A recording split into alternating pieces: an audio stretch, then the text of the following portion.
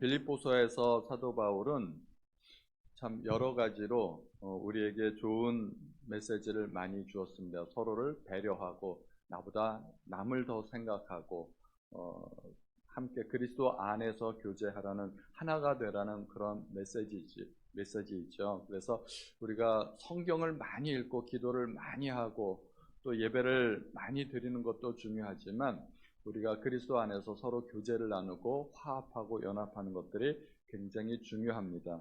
오늘은 예배를 마치고 개인 기도를 너무 많이 하지 마시고 함께 교제를 나누셨으면 좋겠습니다. 저도 예배 마치면 바로 여전도에서 준비한 조식을 나누면서 함께 교제하도록 하겠습니다. 빌립보 교회에서 어떤 성도들이 있었을까요? 빌립보 교회를 이루는 몇 명의 성도들이 분명히 있었을 텐데 우리가 생각해 보면 빌립보 교회를 이루고 있는 성도들 생각할 수가 있습니다. 일단 자주장사 루디아가 있었겠죠. 자주장사 루디아는 빌립보 교회 설립자이기도 하고 바울의 후원자이기도 하고 또 성도이기도 했습니다. 또 빌립보에서 어떤 일이 있었는지를 생각해 보면 우리가 알 수 있습니다. 바울이 점치는 귀신 들린 여종을 고쳐 주었죠. 그래서 아마 그 여종도 귀신이 쫓겨나간 이후에는 그 교회 성도가 되었을 수 있을 것이다. 우리가 충분히 생각할 수 있을 것이고, 또 바울을 옥에 가두었던 그 감옥의 간수가 분명히 그 빌립보 교회 성도가 되었을 것입니다. 바울이 갇혔던 감옥에 바울이 한밤중에 기도하고 찬송을 했을 때 확 지진이 났습니다. 지진이 나자 옥문이 열렸는데 옥문이 열린 것을 보고 간수가 칼을 빼어서 자결하려고 했습니다. 왜 간수는 옥문이 열린 것을 보고 자결하려고 했을까요? 혹시 생각해 보신 적이 있으신가요? 요즘 우리 수요 사랑방 모임에서 이런 것들을 같이 공부하고 그러는데요. 옥문이 열렸으면 틀림없이 죄수들이 도망갔을 거라고 간수가 생각했기 때문입니다. 죄수들이 도망갔는데 간수가 자결을 하려고 했다는 것입니다. 왜 그러냐면 로마의 군법은 엄청나게 강한 것이어서 간수가 죄수를 놓치면 그 간수는 모진 고문을 당하고 사형에 처해졌습니다. 심한 경우에는 그 가족들까지도 함께 처형되었다고 합니다. 로마의 군법은 이렇게 굉장히 강력한 것이었기 때문에 죄수를 놓쳤다고 생각하고 이 간수는 자살을 선택하려고 했던 것입니다. 그런데 바울이 도망가지 않고 옥문이 열렸는데도 그 감옥 안에 그 자리에 있었던 것이죠. 바울은 왜 도망가지 않았을까요? 바울은 억울하게 감옥에 gathin 것 아닙니까? 아무런 감옥에 갈 만한 죄를 지은 적이 없습니다. 여종을 고쳐주었는데 귀신 들린 여종에게 귀신 들린 점치는 귀신 들린 여종을 해방시켜 주었고 고쳐 주었고 좋은 일을 해 주었는데 감옥에 갔습니다. 억울하지 않습니까? 그런데 왜 도망가지 않았을까요? 그것도 바울이 너무나 잘 알기 때문이죠. 자기가 도망가면 그 뒤에 어떤 일이 벌어질지 너무나 잘 알기 때문이었습니다. 내가 도망가면 이 간수는 틀림없이 죽겠구나, 이런 생각을 하니까 도망갈 수가 없었던 것이죠. 여러 가지 신앙적인 이유가 있겠지만 간수의 목숨을 생각해 보면 자기가 도망갈 수가 없었던 것입니다. 그래서 바울이 그렇게 도망갈 수 있었는데도 불구하고 자리를 지키고 있는 것을 보고 간수가 감동을 받은 것이죠. 그 바울의 신앙이 거짓이 아니라 진짜라는 것을 알게 되고 감동을 받고 선생이여 내가 어떻게 하여야 구원을 받겠습니까? 그때 바울이 주 예수를 믿으라, 그리하면 너와 내 집이 구원을 받으리라, 그 유명한 말씀을 하지 않습니까? 그러므로 바울이 처음부터 간수를 전도하려고 했었던 것은 아닙니다. 바울이 처음부터 간수를 전도하지는 않았는데 이 바울의 옳은 행동으로 말미암아 간수를 배려하고 간수를 살리려는 그 행동으로 말미암아 간수가 감동을 받았고 그로 말미암아 그와 온 집이 구원받는 역사가 일어나게 되었던 것입니다. 바울의 신앙은 남들을 배려하는 신앙이었고 인격적인 신앙이었습니다. 그 인격 때문에 간수가 감동받은 것입니다. 바울은 빌립보서에서 여러 차례 우리는 서로 남을 배려해야 됩니다. 남을 사랑해야 됩니다. 이런 것들에 대해서 이야기했는데 바울은 말로만 전한 것이 아니라 삶으로 입증해서 보여주었던 것입니다. 이러한 것들을 우리가 또 본받을 수가 있게 됩니다. 오늘 본문에는 여러 가지 바울의 당부가 나타나 있습니다. 1절부터 보면은 주 안에서 서라, 굳건하게 서라 하는 메시지가 있고, 2절에 보면 드디어 유오디아와 순두계 그 빌립보 교회 두 기둥들이 나타나죠. 같은 마음을 품으라 이야기합니다. 3절에서는 나의 동역자들을 도우라. 4절에서는 항상 기뻐하라. 다시 말하노니 기뻐하라. 이 기쁨은 굉장히 큰 빌립보서의 주제입니다. 5절에서는 너희 관용을 모든 사람에게 알게 하라. 6절에서는 아무것도 염려하지 말고 모든 일에 기도와 간구로 하나님께 아뢰라. 8절에서는 무엇에든지 참되고 무엇에든지 경건하며 이러한 삶의 교훈들을 이야기하고, 9절에는 배우고 받고 듣고 본 바를 행하라. 여러 가지 짤막짤막한 메시지들을 전하고 있는데, 그런데 중요한 것은 4장을 어떻게 시작하고 있느냐 하는 것입니다. 그러므로라는 이야기를 하고 있습니다. 그러므로라는 이야기는 앞에 어떤 메시지가 있는데, 그렇기 때문에 그에 대한 결론으로 이러이러한 삶을 살아야 된다고 이야기하는 것입니다. 그럼 바울은 3장 마지막 부분에서 어떤 메시지를 이야기하고 있을까요? 3장 20절 부분에 보면 그러나 우리의 시민권은 하늘에 있는지라, 시민권에 대해서 이야기하고 있습니다. 바울은 로마 시민권을 가지고 있었죠. 로마 시민권을 갖고 있었는데 그것이 중요한 게 아니라는 것입니다. 바울은 빌립보 교회에서 그 감옥에 갇혔을 때 로마 시민권을 한번 사용한 적이 있었습니다. 로마 시민인 우리를 죄도 정하지 않고 이렇게 감옥에 가두는 것이 합당하냐? 이렇게 따졌더니 상관들이 와서 아이고 죄송합니다. 몰라 배웠습니다. 한 번만 봐주십시오. 그래서 절절매는 모습을 보이지 않았습니까? 이것에 관해서도 한번 우리가 나눈 적이 있습니다.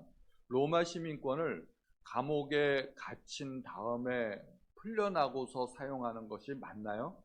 그것은 합당하지 않다고 말씀드렸죠. 감옥에 갇히기 전에, 매 맞기 전에 시민권을 사용해야지, 매 맞고 감옥에 갇히고 그 다음에 로마 시민권을 사용하는 게 그게 무슨 의미가 있겠습니까? 그런데 매 맞고 감옥에 갇힌 다음에 로마 시민권을 사용했던 이유가 있었죠. 왜요? 바울은 혼자가 아니었기 때문에. 신라와 같이 복음을 전하지 않았습니까? 자기는 풀려날 수도 있고 매 맞지 않을 수도 있었지만, 그러면 동역자인 신라만 혼자 매 맞고 혼자 옥에 갇히게 되겠죠. 그래가지고야 무슨 동역자라고 말을 할 수가 있겠습니까? 그래서 안 맞아도 되는데 맞았고, 옥에 갇히지 않을 수 있었는데도 옥에 갇혔습니다. 이게 남을 배려하는 바울의 마음입니다. 바울은 말로만 배려하라고 말한 것이 아니라 얼마나 동역자들을 사랑하고 또 간수를 배려하고 이런 것들을 몸으로 보였는지 우리가 참 큰 교훈이 되는 것입니다. 그래서 바울은 시민권에 대해서 이야기하는데, 진짜 우리의 중요한 시민권은 하늘에 있다는 것입니다. 그 하늘에 있는 우리의 시민권을 우리가 기억하고 잊지 말아야 된다는 것입니다. 그리고 주 예수께서 다시 오실 것이라는 소망을 가져야 된다는 것입니다. 그리스도께서 오시면 우리의 몸을 자기 영광의 몸의 형체와 같이 변하게 하시리라. 우리가 변화된 몸으로 부활할 것이라는 소망을 잊지 말라는 것입니다. 그 소망 때문에 우리가 주 안에서 굳게 설 수 있고, 주 안에서 같은 마음을 가져야 되고, 복음의 동역자들을 도와야 되고, 또 항상 기뻐할 수 있고, 관용을 모든 사람에게 나타내고, 이런 여러 가지들을 할 수 있다는 것입니다. 한마디로 종말론적인 신앙을 가져야 된다는 것입니다. 바울 때만 해도요, 예수님께서 정말 금방 오실 줄 알았습니다.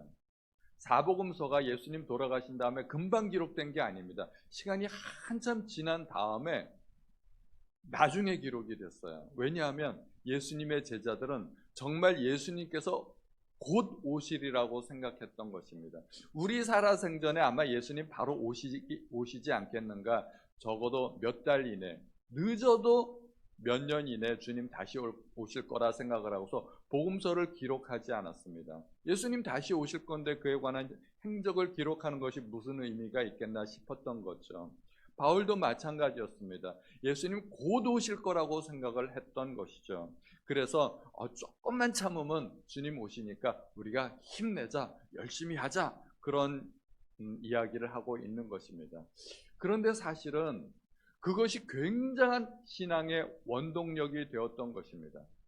만약에 예수님께서 이번 주, 다음 주에 오신다면, 2월이 지나가기 전에 예수님 다시 오신다면, 우리가 그렇게 고난을 받아도 그 고난 때문에 힘들어하지 않을 수 있다는 것입니다. 예수님께서 한 달 이내 오시기만 한다면 우리가 세상 일들에 그렇게 연연하지 않을 수도 있다는 것입니다. 우리가 만약에 종말론적인 신앙을 가질 수만 있다면 그것은 우리가 이 땅에서 살아 숨쉬는 그런 신앙의 원동력이 될 수 있다는 것입니다. 힘낼 수 있다는 것이죠. 그러나 그것이 우리의 어떤 잘못된 그런 시한부적인 종말론을 가지면 안 되겠습니다. 그러나 우리는 분명히 다시 오실 예수님을 기대하고 바라봐야 된다는 것입니다. 2절에는 유오디아와 순두계 이야기가 나옵니다. 빌립보 교회는 굉장히 좋은 교회였습니다. 너무나 좋고 아름다운 교회였는데 딱 한 가지 문제가 있다면 유오디아와 순두계죠. 빌립보 교회 두 지도자들인데 지도자들이 서로 마음이 안 맞아가지고 서로 다투고 있었던 것이죠. 각각의 주장에도 일리가 있었겠지만 바울은 누가 옳다 그르다 말하지 않고 같은 마음을 품으라 이야기하고 있습니다. 같은 마음을 품으려면 어떻게 해야 될까요? 서로 양보해야 됩니다. 나도 양보하고 너도 양보하고 서로 양보해야 되고 모두가 노력해야 된다는 것입니다. 사탄이 교회를 방해하는 가장 큰 전략이 교회의 의견 다툼, 분열이라고 했죠. 사탄의 가장 큰 전략은 교회의 분열입니다. 교회 분열을 통해서 하나님의 나라를 파괴하고자 하는 것입니다. 교회 왜 분열이 일어나나요? 의견 다툼 때문인데 그 의견이라는 것이 대부분 대단한 것이 아니라고 말씀드렸습니다. 진리에 관한 문제가 아니라 대개 방법의 문제 때문에 교회가 그렇게 큰 어려움을 겪게 되는 경우가 많다는 것입니다. 그러므로 우리는 내 의견을 주장하기 전에 하나님의 뜻은 무엇인가 생각하는 것이 중요하고 또 내 생각에는 내 방법이 옳고 내 의견이 옳지만 그래도 내가 양보하겠다라고 생각하면 그것이 더 훌륭한 자세일 것입니다. 또한 바울은 복음에 힘쓰던 사람들을 도우라고 이야기합니다. 우리는 모든 그리스도인은 우리의 동역자라는 사실을 생각하고 우리는 기뻐해야 됩니다.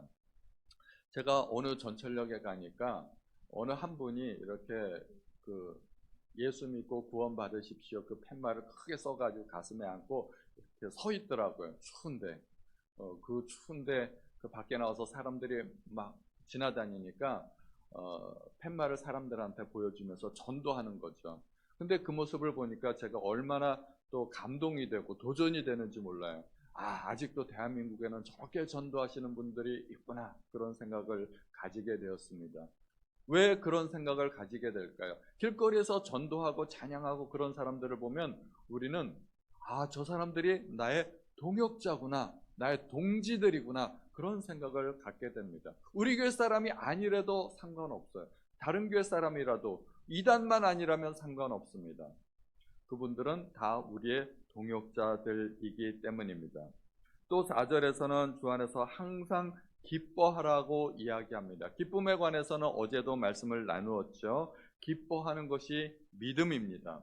우리는 상황 때문에 기뻐하는 것이 아니라 믿음 때문에 기뻐할 수 있는 것입니다. 그리고 우리는 하늘의 시민권을 가진 사람들이지 않겠습니까? 우리의 관심은 하늘에 있습니다. 그래서 하늘에서 이루어지는 일들 때문에 우리는 기뻐할 수 있는 것입니다. 욥이 많은 고난을 받았습니다. 욥의 고난을 더 힘들게 하는 이유 중에 하나는 자기가 왜 그런 고난을 받는지를 몰랐기 때문입니다. 만약에 하늘에서 벌어지는 일들을 욥이 알았더라면 욥은 어떻게든 버틸 수 있었을 것입니다. 이를 악물고 힘내고 버텼을 것입니다. 이 땅에서는 내가 고난을 당하지만 그래도 나는 하나님의 자랑거리이고 하늘에선 나의 상급이 쌓이고 있고 이런 것들을 생각하면 고난을 버틸 수 있는 힘이 된다는 것입니다. 그러므로 우리가 하늘의 소망을 가진다면 이 땅에서는 비록 고난이 있지만 하나님께서 나를 칭찬하고 계시고 나의 상급이 하늘에 쌓이고 있고 이런 것들 때문에 우리가 소망을 가질 수 있다는 것입니다. 5절에서는 너희 관용을 모든 사람에게 알게 하라는 것입니다. 너그러운 사람이 되라는 것입니다. 우리는 이 땅을 살아가면서 그렇게 쫀쫀한 사람이 되지 말고 모든 사람에게 넉넉하고 베풀 수 있는 큰 사람, 마음이 넓은 사람이 되라는 것입니다. 왜냐하면 5절 뒷부분에 보면 주께서 가까우시니라. 이제 주께서 곧 오실 것이기 때문에 그렇게 인생을 쫀쫀하게 살지 말라고 이야기하는 것입니다. 우리가 넓은 사람이라는 것, 우리가 넉넉하고 너그러운 사람이라는 것을 알리라는 것입니다. 모든 사람에게 알게 하라. 오른손이 하는 일은 왼손이 모르게 할 수도 있지만 내가 너그러운 사람이라는 것은 모든 사람이 알 수 있도록 그렇게 베풀라는 것입니다. 또 6절에 보면 아무것도 염려하지 말고 다만 모든 일에 기도와 간구로 너희 구할 것을 감사함으로 하나님께 아뢰라 이야기하고 있습니다.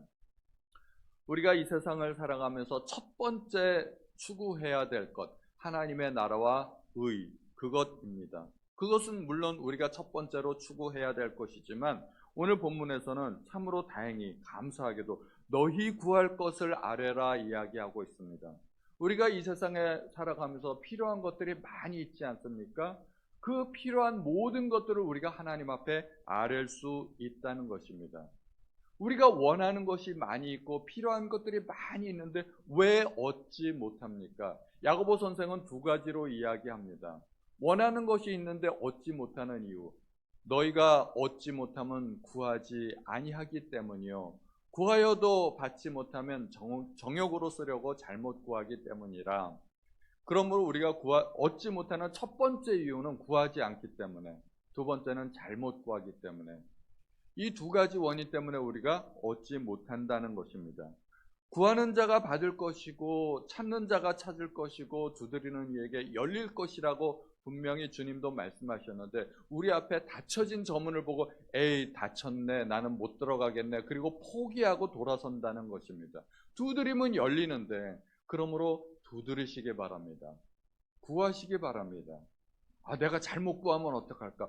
상관없어요. 괜찮아요. 잘못 구하면 주님께서 알아서 응답해 주실 거기 때문에 요건 응답해 주고 요건 내가 응답해 주면 안 되겠다. 그 취사 선택은 주님이 하시는 거기 때문에 잘못 구해도 괜찮아요. 잘못 구한다고 하나님이 벌 주시지 않습니다. 그러니까 마음껏 구하시기 바랍니다. 그런 걱정하시지 마시고 필요한 것 있으면 다 구하세요. 우리의 문제는 뭔지 아세요? 우리는 재벌 아버지를 두고 고아처럼 살아요. 낮에는 학교 가서 열심히 공부하고 밤에는 식당 가서 알바 뛰어요. 학비 벌려고. 우리 아버지는 재벌인데 그게 얼마나 한심스럽습니까? 그러니까 필요한 것이 있다면 무조건 하나님 앞에 구하시기 바랍니다. 내가 제대로 구하고 있는가 그런 걱정하시지 마시고, 혹시 잘못 구한 것이 있으면 하나님께서 안 주시니까 걱정하지 마시고 그렇게 구하시기 바랍니다. 그리고 8절에 보면 형제들아 무엇에든지 참되고 무엇에든지 경건하고 무엇에든지 옳으며 무엇에든지 정결하며 무엇에든지 사랑받을 만하며 무엇에든지 칭찬받을 만하며 무슨 덕이 있든지 무슨 기름이 있든지 이것들을 생각하라. 무엇에든지 우리 그리스도인들은 만능이 되어야 된다는 이야기입니다. 교회 안에서만 그리스도인이 아니라 세상에서도 칭찬받는 그리스도인이 되어야 된다는 것입니다. 우리는 교회에서의 삶과 세상에서의 삶이 일치해야 됩니다. 교회에서는 인정받고 칭찬받는 아주 훌륭한 집사님인데 밖에서는 왜 저래? 그러면은 곤란하지 않겠습니까? 밖에서 우리가 교회 다니는 그리스도인이라는 것을 세상 사람들도 알아야 됩니다. 우리가 집사이고 또 교회에서 직분자이고 이런 것들을 세상 사람들도 알아야 된다는 것입니다. 세상에서 이런 말 들으면은 좀 곤란하지 않겠습니까? 교회에서 집사라며 교회에서 장로라며, 교회에서 뭐 권사라며, 이런 이야기를 들으면은 곤란하지 않겠습니까? 교회에서 집사님이라더니 역시 달라. 이런 이야기를 우리가 들어야 된다는 것입니다. 그래서 9절에 보면 너희는 내게 배우고 받고 듣고 본 바를 행하라. 그리하면 평강의 하나님이 너희와 함께 계시리라. 중요한 것은 우리가 배우고 받고 듣고 본 바를 행하면서 살아야 된다는 것입니다. 우리가 이렇게 새벽 예배 때 말씀을 들으면 들은 말씀 그대로 살아야 된다는 것입니다. 그러면 세상 사람들이 우리를 칭찬하고 그리스도께서 영광 받으신다는 것입니다. 이러한 모든 삶을 우리가 삶으로 행하는 그리스도인이 될 수 있도록 우리 하나님 앞에 통성으로 한번 기도하겠습니다. 우리 주여 한번 부르시고 우리가 배우고 듣고 본 그대로 살아갈 수 있는 그리스도인이 되게 해달라고 하나님 앞에 기도하시겠습니다. 우리 주여 한번 부르시고 기도하겠습니다. 주여, 하나님 아버지, 오늘도 우리에게 귀한 말씀을 들려주시니 감사합니다. 하나님, 특별 새벽 기도의 기간 이 6일 동안에 하나님께서 저희에게 은혜를 베풀어 주셨습니다. 하나님, 저희가 받은 은혜를 인하여 하나님 앞에 감사드립니다. 아버지, 저희에게 주신 그 은혜대로 우리가 세상을 살아갈 수 있도록 아버지 도와주시옵소서. 하나님, 지난 2일 동안 저희에게 베풀어 주신 은혜에 감사하고 하나님, 이것이 원동력이 되어서 하나님 우리가 세상을 살아갈 수 있도록 도와주옵소서. 세상을 능력 있게 살아가는 그리스도인들이 모두 될 수 있도록 아버지 도와주시기를 간절히 원합니다. 오늘까지 함께 하신 하나님 앞에 참으로 감사드립니다. 하나님께서 베풀어 주신 은혜에 감사드립니다. 하나님, 모든 영광과 존귀와 찬양을 하나님 앞에 올려드립니다. 감사합니다. 하나님 아버지, 감사합니다. 오늘도 저희에게 귀한 은혜를 베풀어 주시니 감사드립니다. 하나님, 우리가 이 세상을 살아가면서 종말론적인 신앙, 그리스도께서 다시 오신다는 그 소망을 갖고 살아갈 수 있도록 도와주시기 바랍니다. 우리의 소망은 이 땅에 있지 않고 하나님 나라 하늘에 있는 것을 인하여서 감사드립니다. 이 땅에 연연하는 그런 그리스도인들이 되지 않도록 도와주옵소서. 모든 말씀을 우리 주 예수님의 이름으로 기도하였습니다. 아멘.